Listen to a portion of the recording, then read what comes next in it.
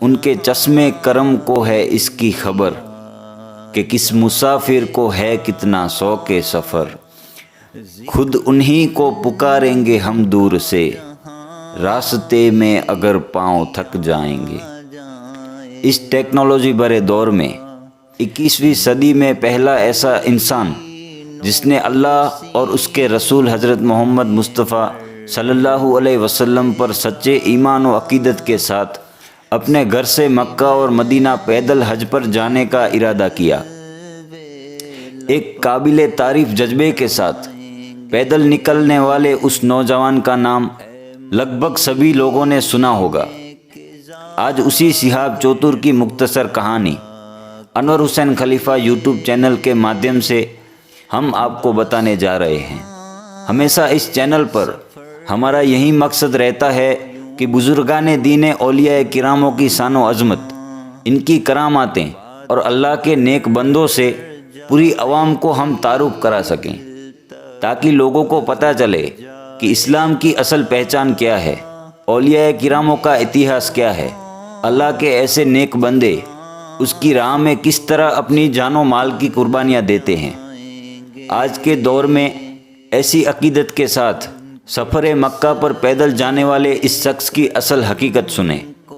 شہاب چوتر بھارت کے کیرل راجیہ کے ملپورم ڈسٹرکٹ اتھاوناڑ گاؤں کے رہنے والے ہیں، جنہوں نے سچے ایمان اور عقیدت کے ساتھ سفر مکہ پر پیدل جانے کی خواہش کی۔ شہاب جوخم اور تکلیفوں سے بھرے اس روحانی سفر پر ایسے دور میں نکلے ہیں جب ساری دنیا میں آپاداپی مچی ہے۔ آپ سب لوگ بھی اس بات سے واقف ہیں کہ آج کے دور میں پیدل حج کا سفر کرنا لگ بھگ ناممکن ہے۔ ملپورم کیرلا سے سعودی عرب کا سفر تقریباً 8600 کمی کی دوری اکیلے پیدل طے کرنے والے شہاب چتور کا آپ حوصلہ دیکھیں۔ ایروپلین اور جہاز جیسے سادن کیرل سمندری راستے سے سیدھا سعودی عرب تک جا سکتے ہیں، لیکن آپ جان کر حیران ہوں گے کہ پیدل اس سفر کو طے کرنے کے لیے شہاب چتور کو بھارت سے پاکستان، پاکستان سے ایران، ایران سے عراق، عراق سے کویت اور کویت سے ہوتے ہوئے سعودی عربیہ تک جانا ہوگا، جو کہ لگ بھگ 8600 کمی کا راستہ ہے۔ شہاب خود کہتے ہیں کہ انہیں اس سفر کے بارے میں صرف سوچنے کے لیے 1 سال لگا۔ جب ان سے بات کی گئی تو ان کا یہ کہنا ہوا کہ کسی سفر کے لیے پلاننگ کرنا، راستے میں کیا رکاوٹیں آئیں گی، کیا ضرورتیں ہیں، ان سب سے ہٹ کر آپ کو صرف یہ سوچنا چاہیے کہ آپ کا مقصد کیا ہے۔ بس اسی بات پہ انہوں نے اپنا مقصد دیکھتے ہوئے 2023 کے حج میں شامل ہونے کا ارادہ کیا۔ ان کا یہ بھی کہنا تھا کہ مجھے کوئی شخص نہیں ملا جس سے میں اس موضوع پر مشورہ کر سکوں، نہ ہی کسی نے کسی طرح کی مدد کی ہے۔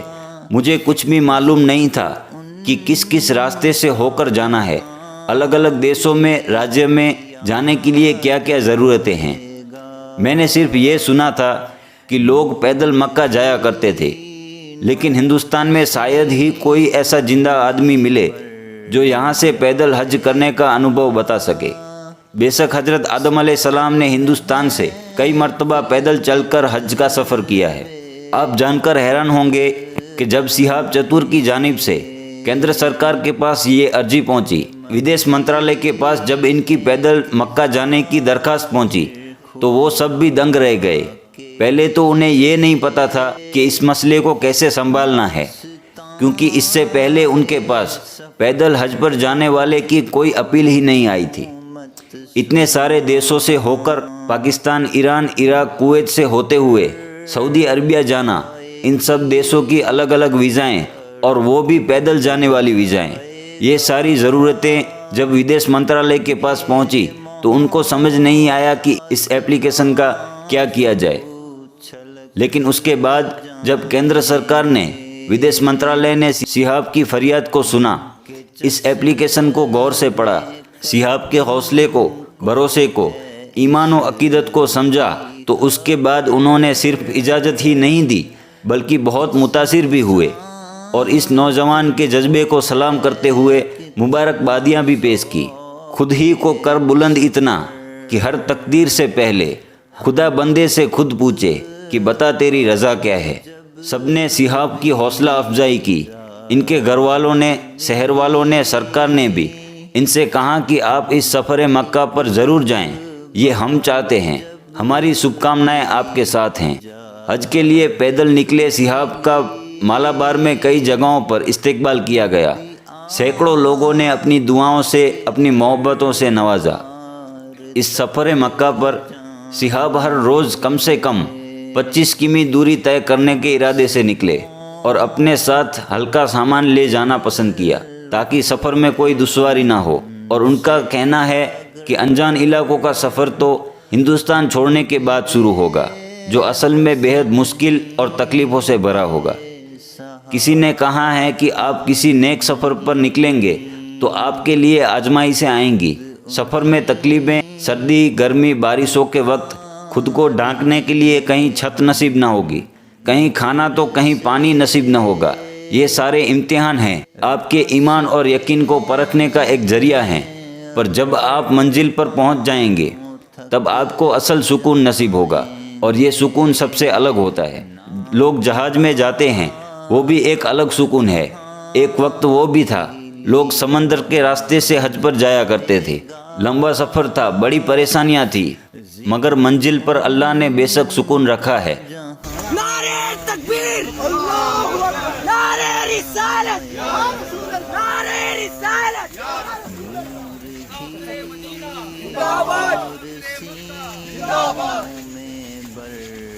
بے شک نیک سفر کی منزل پر اللہ کی رضا شامل ہے، ڈھیروں نیکیاں اور عبادتیں ہیں، مگر منزل سے پرے سفر کا مزہ بھی اپنی جگہ بہت بہترین اور لذت مند ہوتا ہے۔ قریب 46 دن پہلے اپنے گھر سے نکلے صحاب چتور کا سفر مکہ کی جانب جاری ہے، جو اس وقت گوا، مہاراشٹر سے ہوتے ہوئے گجرات کے پاس پہنچ چکے ہیں۔ صحاب یہ مان کے نکلے ہیں کہ 2023 میں آج سے ٹھیک 1 سال بعد وہ خود مکہ پہنچ جائیں گے۔ جب وہاں اگلے سال کا حج شروع ہونے والا ہوگا تو صحاب اللہ کے حکم سے اس حج میں شامل ہو جائیں گے۔ اللہ سے ہماری دعا ہے کہ ایسے نیک ارادے رکھنے والوں کی اللہ حفاظت فرمائے۔ اللہ رب العزت انہیں اپنے گھر کا دیدار نصیب فرمائے۔ اس راہ خدا پر جذبہ ایمان کے ساتھ بلند حوصلہ رکھنے والے اس نوجوان صحاب چتور کو سلام۔ مسافر مکہ، مسافر مدینہ کو سلام۔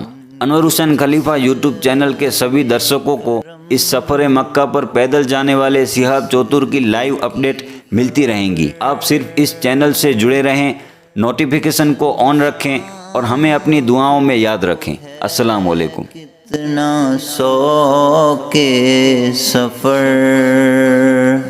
ان کے چشم کرم کو ہے اس کی خبر،